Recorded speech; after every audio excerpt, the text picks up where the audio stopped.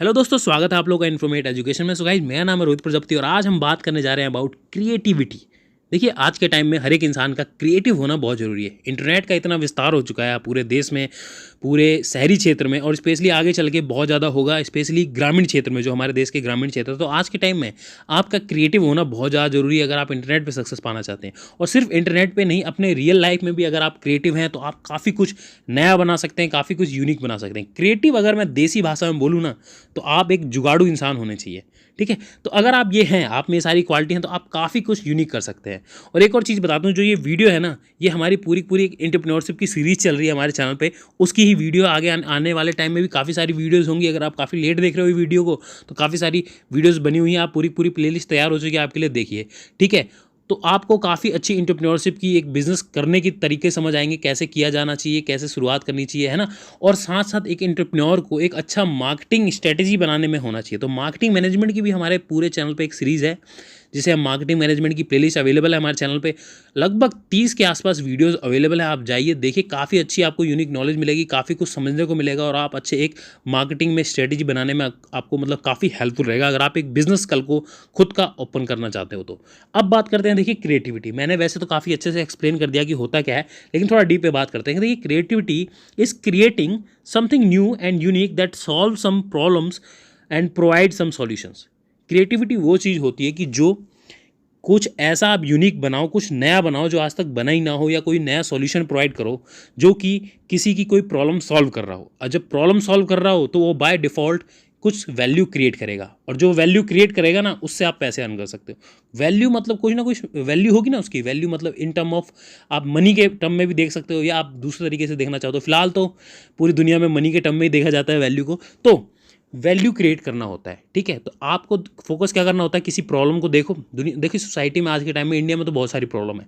अगर आप प्रॉब्लम को देखो, सबसे पहले तो आप प्रॉब्लम खोजो, अपने आसपास में खोजो और उसका शुरू कर दो कि भाई इसका सॉल्यूशन क्या हो सकता है। जब सॉल्यूशन खोजने लगोगे ना, और जब वो आइडिया आएगा, आइडिया आते ही आप हो गए क्रिएटिव। अब उस आइडिया को उतारने पे खोजो कि भाई मैं इसको रियलिटी में कैसे उतारूं, इसका सॉल्यूशन मतलब पूरा पूरा एक सिस्टम कैसे खड़ा करूं, उसे मैं बिजनेस में कैसे कन्वर्ट करूं। ये बहुत इंपॉर्टेंट है। तो क्रिएटिविटी का मतलब आप, आशा करता हूँ आप समझ गए होंगे।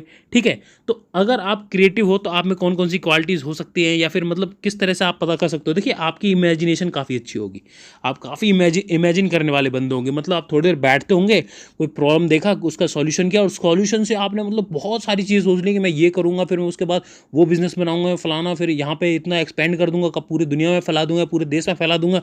तो ये इमेजिनेशन पावर आपकी काफ़ी अच्छी होती है फॉर सम रीज़न, है ना। क्रिएटिविटी भी कोई हो सकता है कि आप, बहुत सारे सम रीजंस हो सकते हैं आपके, मतलब बाय डिफ़ॉल्ट होता है कई लोगों में, तो है ना।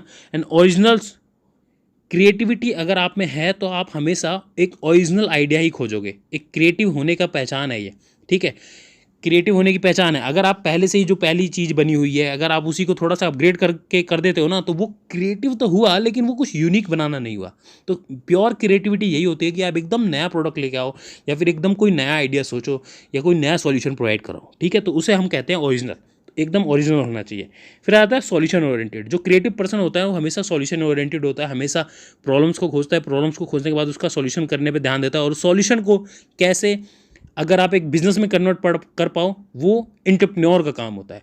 तो अगर आपके अंदर वो क्वालिटी है तो ज़रूर हमारी सारी वीडियोस देखना, आपको बहुत कुछ समझ आएगा। फिर एटीट्यूड भी बहुत इंपॉर्टेंट है।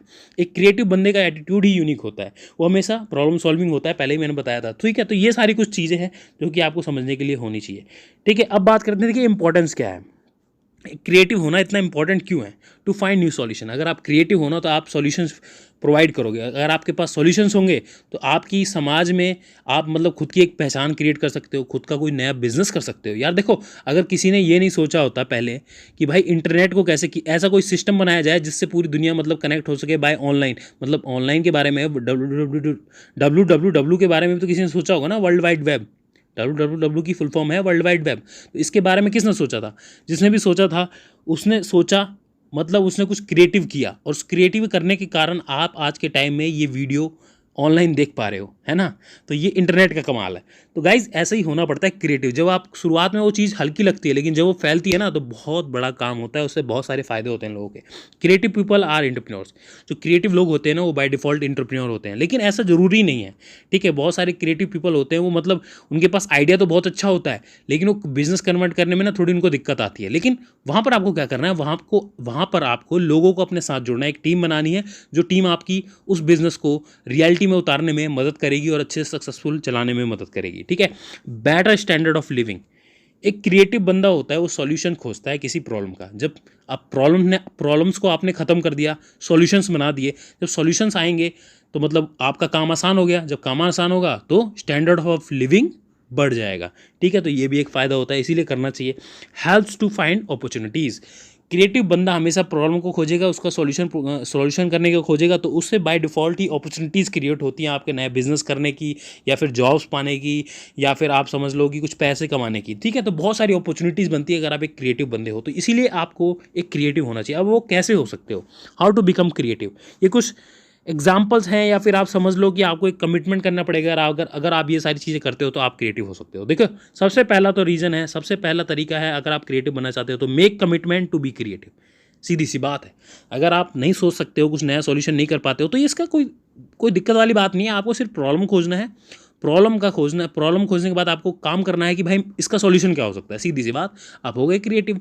कोई भी प्रॉब्लम हो सकती है वो, आप चाहे इन्वायरमेंट से रिलेटेड हो सकती है, सोसाइटी से रिलेटेड हो सकती है, साइंस से रिलेटेड हो सकती है, मतलब आपके आसपास आस पड़ोस में कूड़ा कचरा फैल रहा है उसका सॉल्यूशन कर सकते हो आप, पॉल्यूशन का सॉल्यूशन खोजिए, पानी से रिलेटेड कोई प्रॉब्लम है उसका सॉल्यूशन खोजिए, मिट्टी गंदी हो रही है उसका सॉल्यूशन खोजिए, खेती बाड़ी को कैसे आगे बढ़ाना है उसका सॉल्यूशन खोजिए।